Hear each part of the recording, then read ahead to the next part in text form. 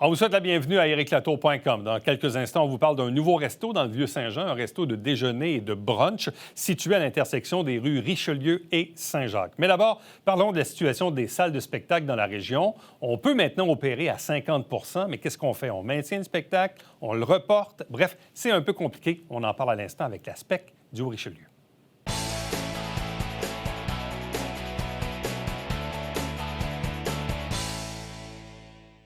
Allègement des mesures sanitaires, les restos ont le droit de rouvrir, les sports scolaires recommencent tout doucement. Dans quelques jours, c'est les salles de cinéma et les salles de spectacle, mais avec la contrainte du 50 % Alors donc, la grande question, c'est de quelle façon les salles de spectacle vont-elles gérer cet aspect-là? Est-ce qu'on reporte des spectacles? Est-ce qu'on les tient quand même? Est-ce qu'on doit rappeler tous les détenteurs de billets? Est-ce qu'on met les noms dans le chapeau? Bref, on va essayer de savoir comment ça se passe du côté de l'ASPEC, qui a quand même la gestion de 3 salles dans la région, avec Isabelle Laramée. Bonjour et bienvenue. Salut, Eric. Bon, vous avez déjà un peu d'expérience dans la logistique parce que vous avez déjà vécu les salles à 50 % Oui. Là, on revient avec quelque chose que vous avez dit. Mais en même temps, il y a déjà beaucoup de spectacles qui étaient engagés et vendus là, dans les mois et les semaines à venir. Donc, quand on vous a annoncé la reprise à 50 % d'abord, c'était quoi la première réaction?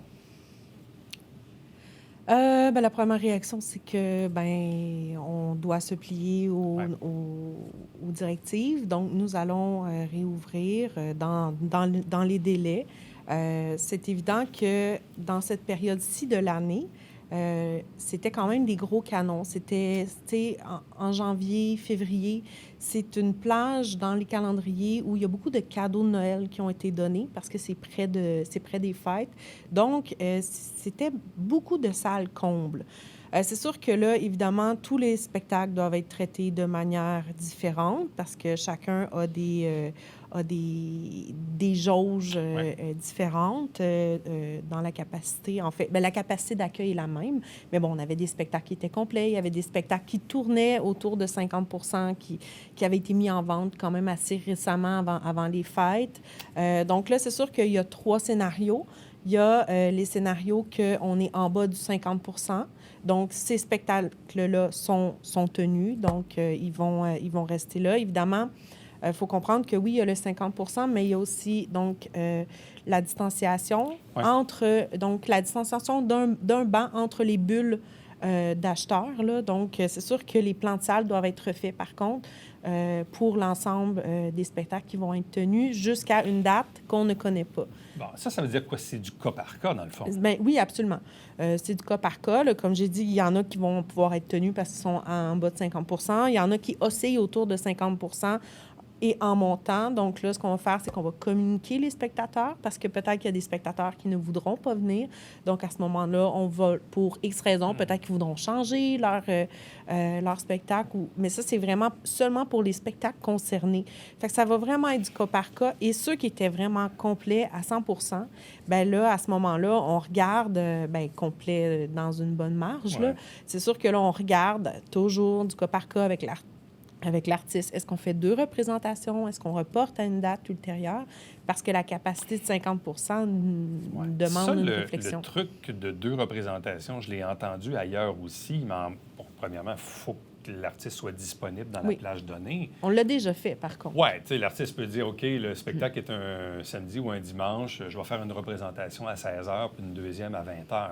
Oui. Ça peut se faire. Bon, il faut faire le spectacle 2 fois, là, mais... C'est sûr que ça évite de reporter le spectacle. Oui, mais encore là, c'est du cas par cas. C'est sûr que nous, on avait quand même pris un peu d'avance parce que l'annonce a quand même tardé à être faite. Là. On était fermé jusqu'au 17 janvier. Et là, passé le 17 janvier, on n'avait toujours pas de nouvelles. Donc, c'est sûr que il y a des spectacles qui sont après donc la réouverture du 7 janvier qui avaient déjà été reportés. Donc, quelques jours auparavant là, de l'annonce, ceux-là vont être reportés. Exemple, Bourou a été reporté.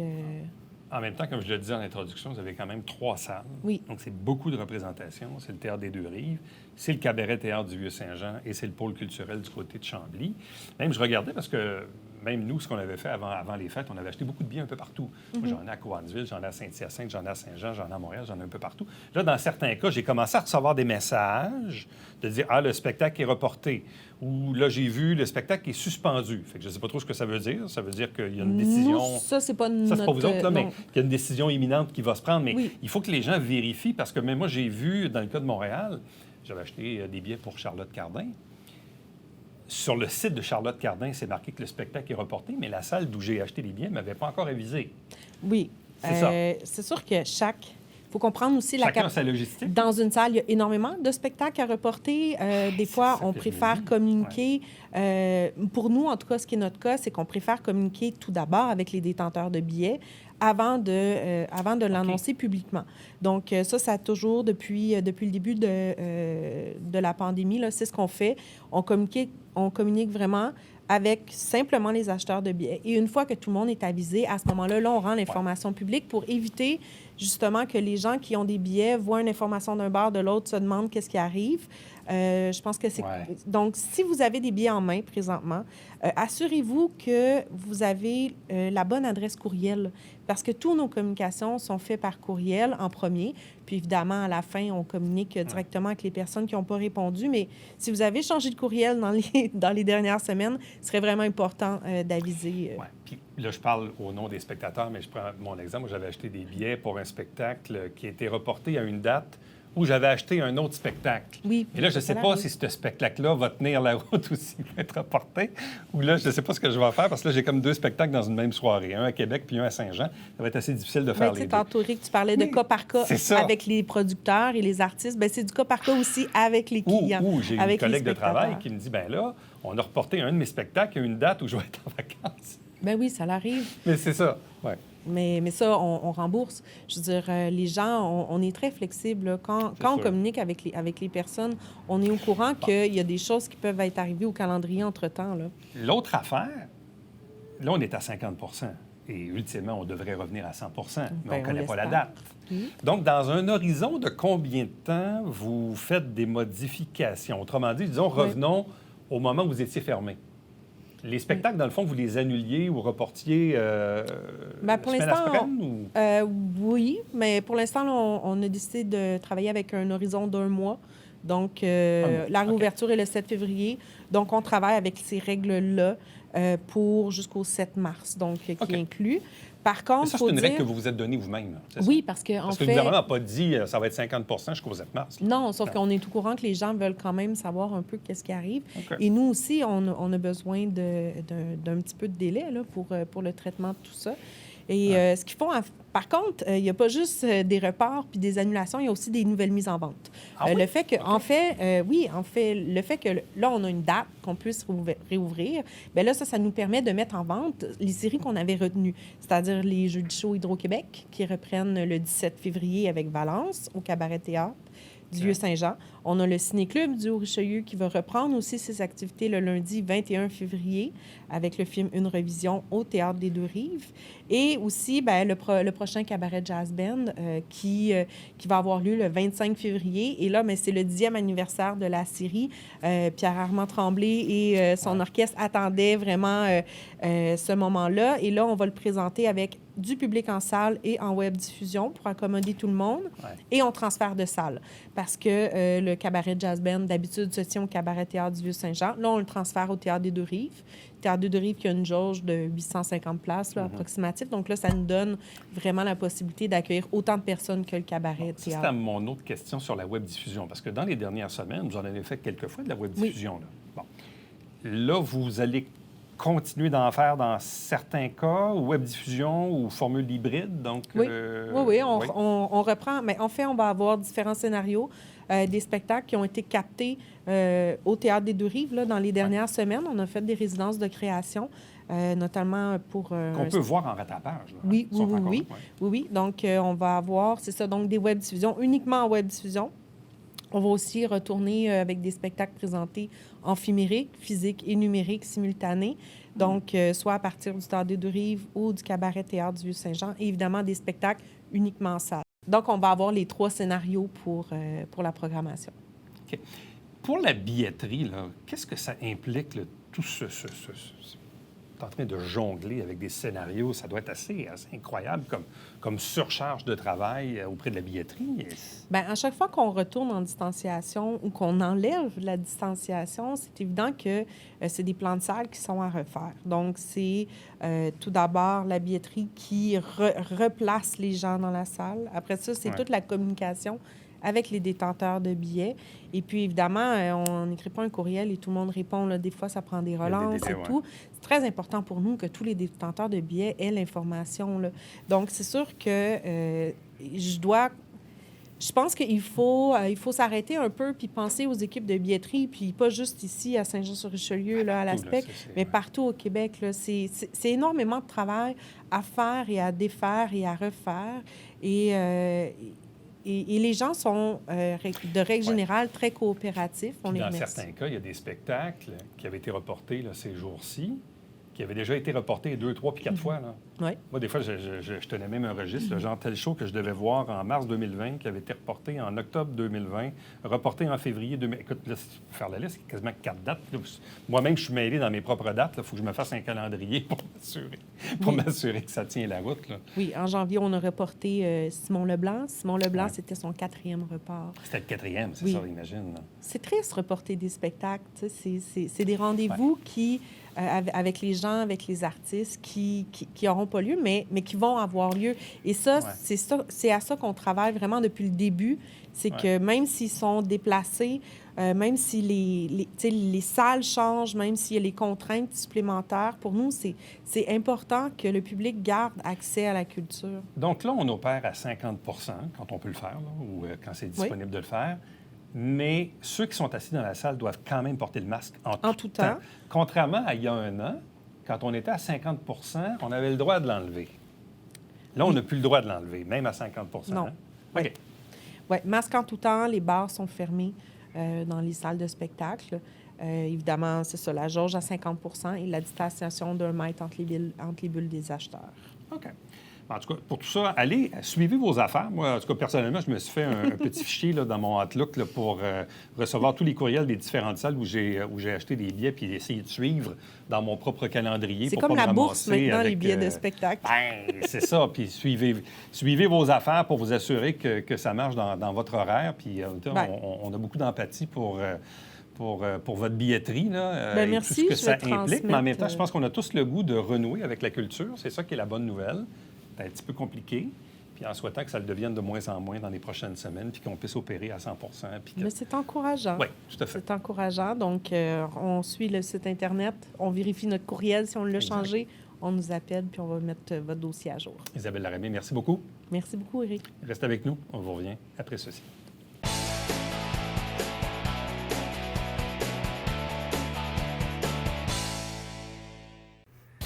Salut, ici Alexandre Baudouin. Et François Trépanier. François, pour la dernière de janvier de Sport Express. Le grand Manitou des loisirs à la ville, Mario Bastien, qui est avec nous. Es-tu capable de dire son titre au complet? Oui, directeur loisirs, développement social et culture. Ah, trop long. Manquez pas ça.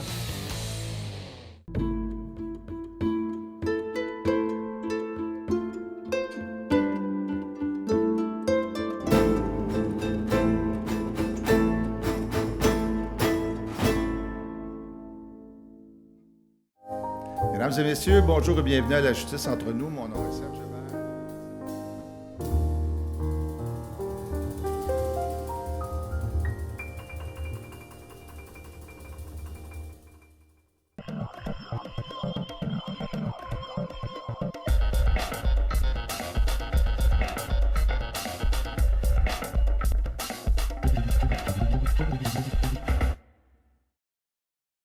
Mesdames et messieurs, bon matin et bienvenue à votre télébingo sur les ondes de télévision du Haut-Richelieu. Vous aimeriez jouer au bingo dans le confort de votre foyer?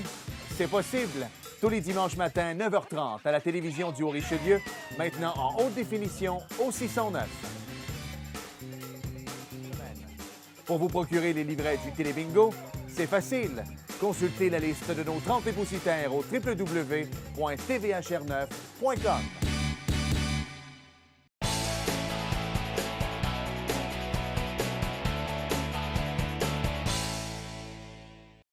C'est toujours plaisant de vous parler d'entrepreneurs qui décident de se lancer en affaires, COVID ou pas, et surtout quand on est en plus dans le contexte de la COVID, avec, oui, cette semaine, la réouverture des restos à 50 % et on est aussi dans le Vieux-Saint-Jean, parce que le commerce dont je vous parle aujourd'hui, c'est un nouveau resto dans le Vieux-Saint-Jean.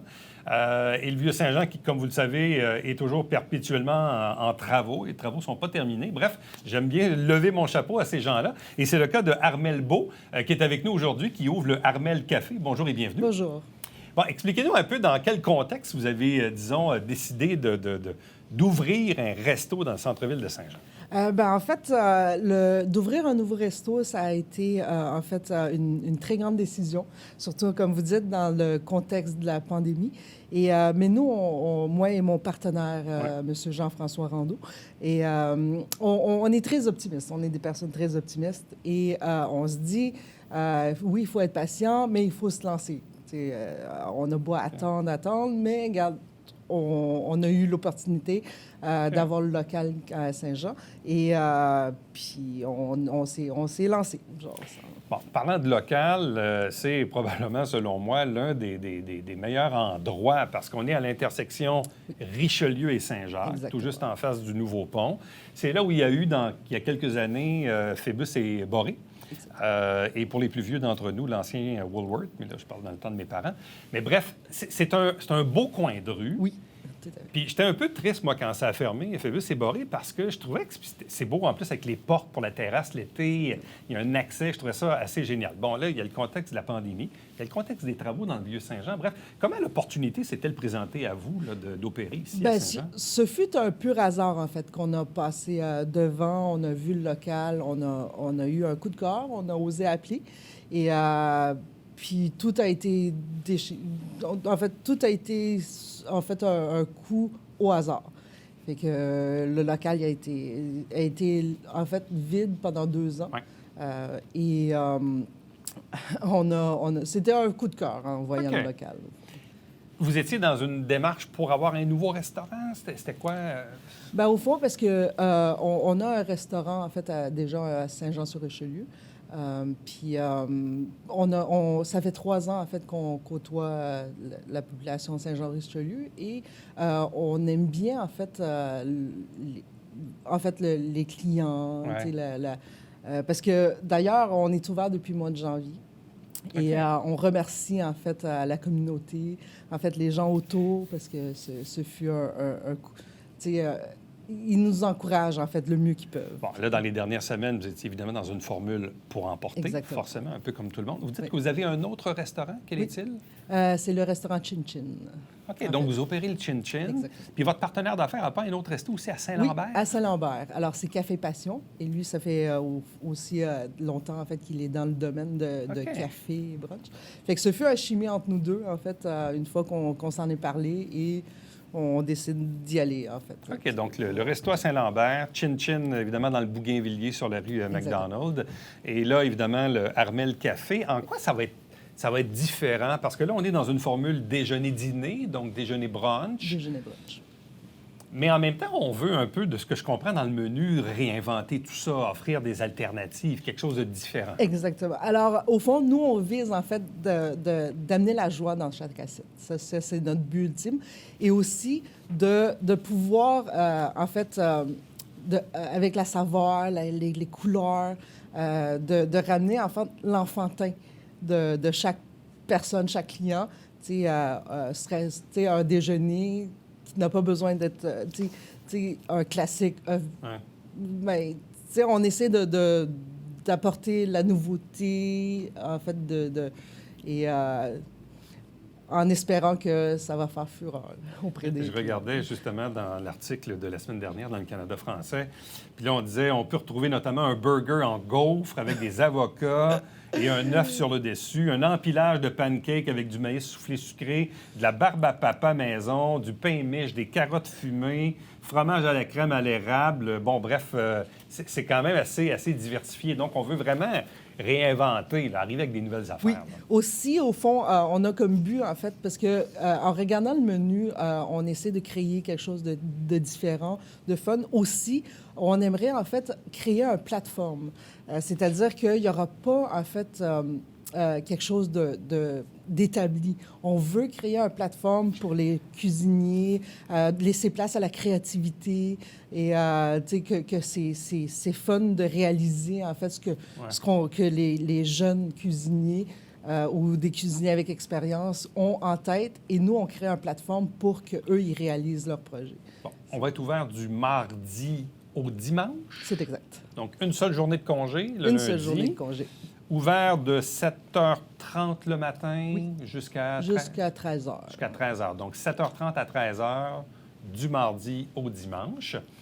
Là, à partir de cette semaine, vous pouvez maintenant l'opérer dans une formule 50 %. Donc, de quelle façon? Est-ce que même pour vous, à la limite, c'est quasiment une bonne affaire parce qu'on va pouvoir partir ça tranquillement? Exactement. Alors, nous, on ne sait pas à quoi s'attendre. Est-ce qu'il va y avoir un engouement? Est-ce qu'il va y avoir genre...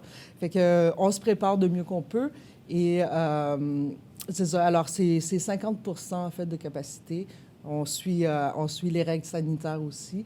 Et on essaie d'avoir un, excuse-moi de mon anglicisme, un smooth opening. Ah oui, tout à fait. Opérer ça un peu en douce au début. Exactement.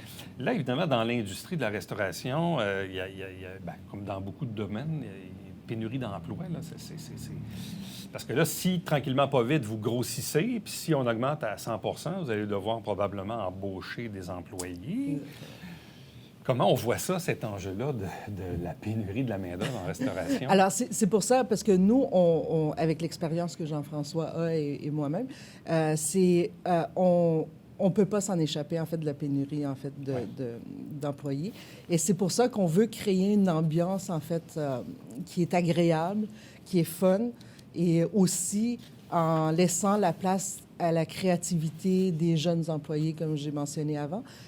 Ça peut, en fait, les encourager à venir nous voir et dire ça m'intéresse, j'aimerais, en fait, essayer telle chose ou je visualise telle chose. Nous, on est là, en fait, de pouvoir leur laisser la chance de pouvoir le faire. Et bien sûr, il faut que ça reste dans une ambiance agréable. Bon, en même temps aussi, ce resto-là porte votre prénom. Donc, on est dans dans quelque chose de plus personnel, de plus personnalisé.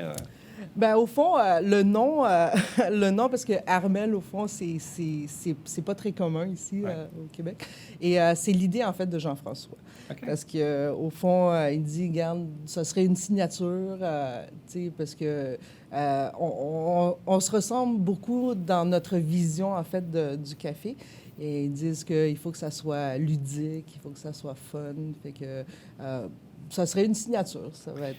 Avez-vous fait de nouvelles rénovations? Parce qu'en même temps, Phébus et Boré avaient quand même fait une belle réno à l'intérieur. C'était quand même déjà assez actuel. Oui. Avez-vous retouché des trucs? Ou... Bien, au fond, on a repeinturé. On n'a pas, en fait beaucoup... On n'a pas fait de rénovation, en fait.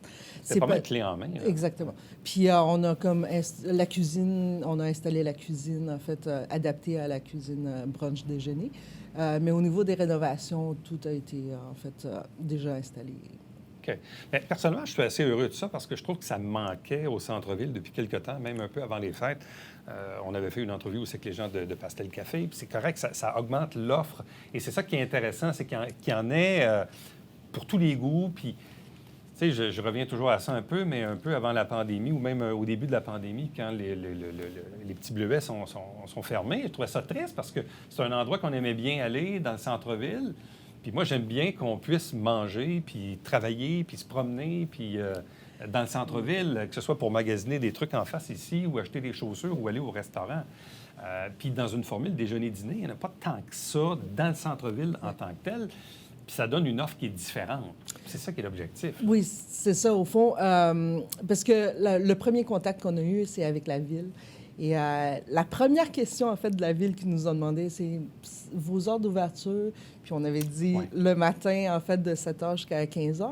Et ils étaient agréablement surpris, de un, et aussi nous encourageaient énormément. Alors d'ailleurs, j'aimerais, en fait, remercier la Ville pour nous supporter, en fait, dans toutes les sens, en fait, du mot. Puis, je le dis, c'est une bonne nouvelle pour le centre-ville parce que là, tu sais, oui, on avait le American Piss à l'autre bout, on a le Pastel, on a les Bonnes Sœurs, là, on va avoir chez vous Armel Café.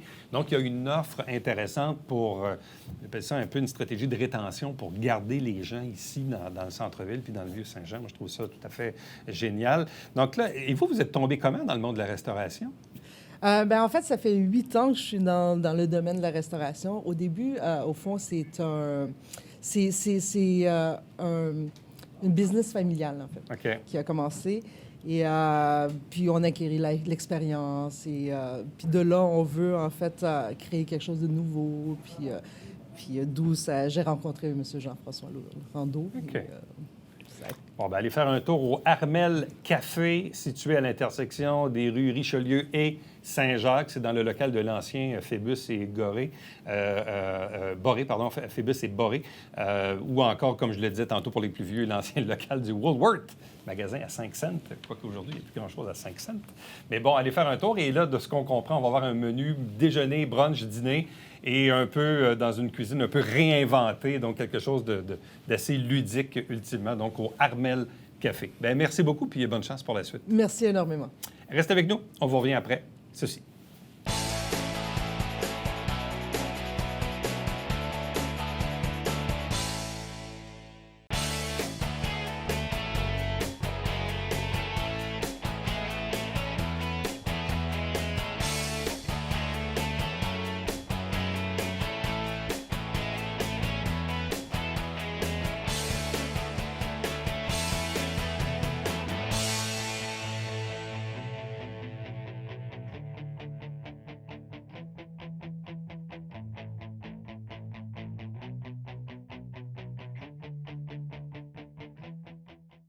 Choisir ou être choisi, c'est l'objet d'une prochaine conférence prononcée au Centre de femmes du Haut-Richelieu. C'est en mode virtuel, via Zoom, évidemment. Si vous avez de l'intérêt, rendez-vous sur le site du Centre de femmes du Haut-Richelieu pour obtenir des renseignements. Entre-temps, commentaires, questions, suggestions, on est toujours très, très, très ouverts. Vous pouvez tout simplement nous écrire à Éric Latour en un mot à commercial-tvhr9.com. À demain.